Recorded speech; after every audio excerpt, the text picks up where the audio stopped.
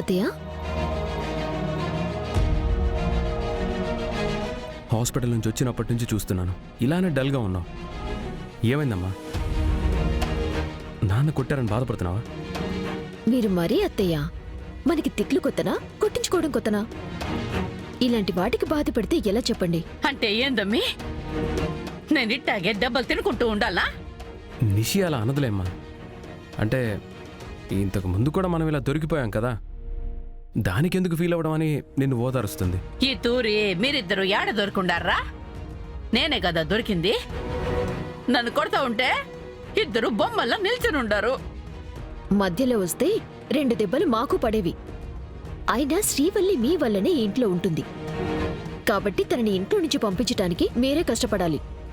చిన్న బతుకు, ఏ గబ్బు బుద్ధున్న పెండ్లానికి ఇట్లాంటి బాధ రాకూడదు. మొగుడు చేసిన తప్పుకి నేను మాటలు పడాల్సి వస్తా ఉండాది. ఒకటి అడుగుతాను, నిజం చెప్తావమ్మా? అడుగబ్బోడా. శ్రీవల్లి నీ కూతురు కాదని నాకు అబద్ధం చెప్పావు కదా. చేసిన తప్పుని కప్పిపుచ్చుకోవడానికి శ్రీవల్లిని కూతురు కాదు అని చెప్పావు కదా. చేసిన పాపం చెప్పుకుంటే పోతుందంటారత్తయ్య. మాతో అయినా నిజం చెప్పండి.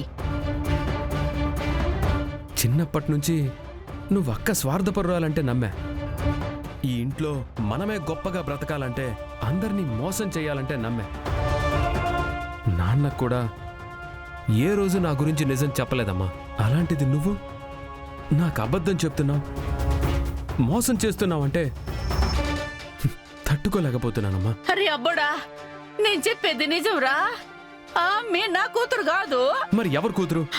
అది నేను చెప్పలేనురా. చా, మీకు తెలియకపోవడమే మీ ఇద్దరికి మంచిది. ఇంకా ఇలాంటి మాటలు చెప్పి మమ్మల్ని మోసం చేయకండి అత్తయ్య. నిజం ఏదైనా సరే మాకు చెప్పండి. అయ్యో అమ్మే, ఆ నిజం బయటికి తెలిస్తే మన జీవితాలే రోడ్డు మీద పడతాయమ్మే. శ్రీవల్లి నీ కూతురే అమ్మా. నువ్వు తప్పు చేసి తప్పించుకోవడానికి ఇదంతా చెప్తున్నావు. నాకు అర్థమైపోయింది. శ్రీవల్లి తల్లివి నువ్వే.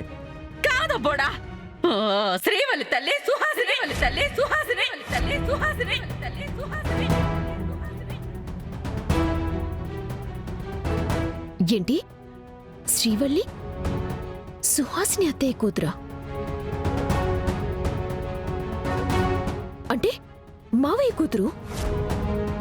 అమ్మా, నువ్వు చెప్తుంది నిజమా? నిజం చెప్పమ్మా, చెప్పు. అదే కాదురా, అదే స్నేహితురాలు కూతురని చెప్పబోయి సుహాసిని కూతురని వచ్చేసి ఉండది. శ్రీవల్లి నా స్నేహితురాలి కూతుర్రా. అది చచ్చిపోతూ శ్రీవల్లిని నా చేతిలో పెట్టి చచ్చింది. వేరే దారి లేక నేనే శ్రీవల్లిని అనాథ శరణాలయంలో చేర్పించుండాను. నీ మీ దొట్ట రాబోడా, ఆమె నా కూతురు కాదు. సరే అమ్మా, నువ్వు ఒట్టేసావు కాబట్టి నమ్ముతున్నాను. పదనిషి.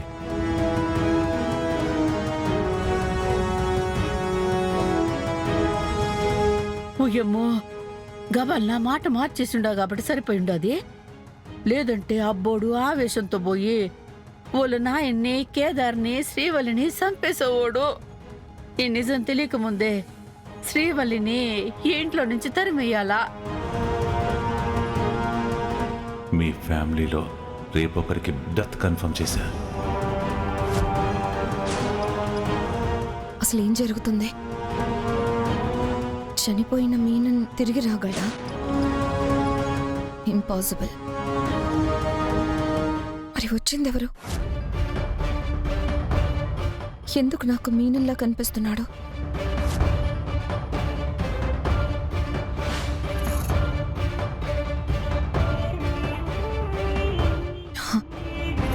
రండి జగదాత్రి, ఆ బ్యాగ్ ఏంటి?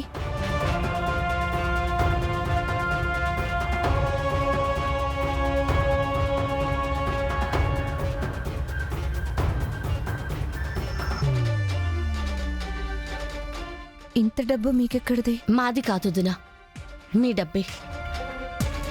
పెళ్లి వాళ్ళకి మీరిచ్చిన డబ్బక్క. ఈ డబ్బు మీ దగ్గరికి ఎలా వచ్చింది? పెళ్లి కొడుకు ఫ్రాడ్ అని మాకు ముందు నుంచి అనుమానంగా ఉంది కదా వదినా. అవును, వాళ్ళ వెనకుండి ఇదంతా నడిపించింది అత్తయ్య గారు వాళ్ళని మాకు అర్థమైంది. అందుకే హే, ఎవరు మీరు? వైజయంతి గారు మీ కార్ నెంబర్ ఇచ్చి మీ దగ్గరున్న ఆ బ్యాగ్ తీసుకురమ్మని చెప్పారు. డబ్బు కోసం పెళ్లి కొడుకు కుటుంబం నిజం బయట పెడతారని ఈ కోటిని మేమే దొంగతనం చేశాం అక్క. శ్రీవల్లి కోసం మీరు నిలబడి పోరాడినందుకు నాకు చాలా ఆనందంగా ఉంది కేదార్. తన జీవితాన్ని కాపాడారు. అన్నీ అనుకున్నట్టే జరిగాయి కాబట్టి నిజం బయటపడింది వదినా. లేకుంటే శ్రీవల్లి తన జీవితమే నాశనమైపోయేది.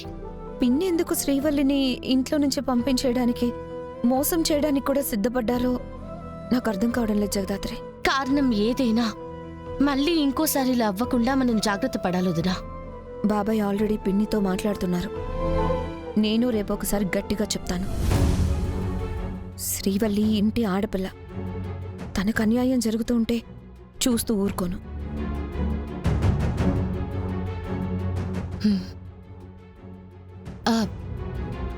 రాజు గురించి డాక్టర్స్ ఏమైనా చెప్పారు వదినా? 2 రోజుల్లో డిశ్చార్జ్ చేస్తామని చెప్పారు. అక్క, ఫంక్షన్లో మీనన్ నాన్నని చంపబోయాడని దాత్రి చెప్పింది నిజమేనా? అవును కేదార్, నేను చూసినప్పుడు మీనన్ బాబాయ్కి గన్ గురిపెట్టున్నాడు. నేను వదిన బయటికి వెళ్ళి మొత్తం చూశాం. కానీ ఎక్కడ ఎవరూ కనిపించలేదు. మనిషి రావడమైతే నిజం. మావయ్య గారిని షూట్ చేయాలనుకోవడం కూడా నిజమే. కానీ చనిపోయిన మీనన్ ఎలా తిరిగి రాగలడు? అన్ని అనుమానాలు, నిజాలు ఆ ప్రశ్న దగ్గరే ఆగిపోతున్నాయి. నాకు తెలిసి మీనన్ని చంపినందుకు మీనన్ మనుషులు ఎవరైనా పగ తీర్చుకోవాలని ఇలా చేస్తున్నారేమో. అదే నిజమైతే మరి వాళ్ళు మీనన్లా ఎందుకు తిరుగుతున్నారు? ఈ అటాక్ ని మనమైతే అంత సింపుల్ గా వదిలేకూడదునా. కమిషనర్ గారికి చెప్పాను జగదాత్రి, ఏం జరుగుతుందో కనిపెట్టే వరకు ఎక్స్ట్రా సెక్యూరిటీ పెడతామని చెప్పారు. మీరు కూడా బయటకు వెళ్ళినప్పుడు కొంచెం జాగ్రత్తగా ఉండండి. సరే అక్క, గుడ్ నైట్.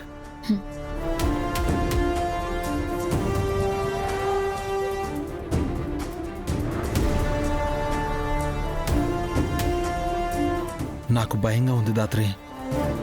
ఇవాళ అదృష్టం బాగుండి బయటపడ్డారు. లేదంటే ఏం జరిగి ఉండేదో తలుచుకుంటేనే భయంగా ఉంది. మనకు తెలియకుండా ఏదో జరుగుతుంది కేదార్. ఒక్కసారి మీనన్ కనపడితే మన ఊహ అనుకోవచ్చు. కానీ ప్రతిసారి అలా అనుకోవడం మన మూర్ఖత్వం అవుతుంది. మీనన్ మనుషులు ఎవరైనా ఇదంతా చేస్తున్నారంటావా? తెలీదు కేదార్.